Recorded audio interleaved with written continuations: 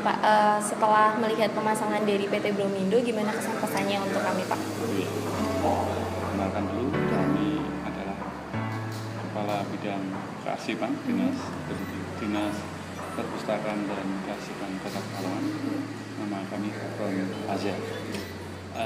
Kami menggunakan produk dari Bromindo DFTO Kayu Aram ini. Kami merasa bahwa mungkin ini kami yang pertama di Jawa Tengah untuk depo arsip yang telah menggunakan sistem alarm ini.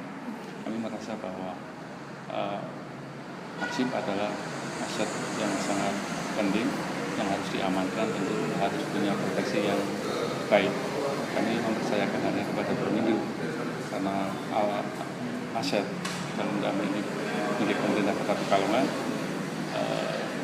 Kita anggap dengan sistem KFTO ini mampu mengamankan, mampu memproteksi arsip yang ada di depo ini dengan sistem dari Bromindo.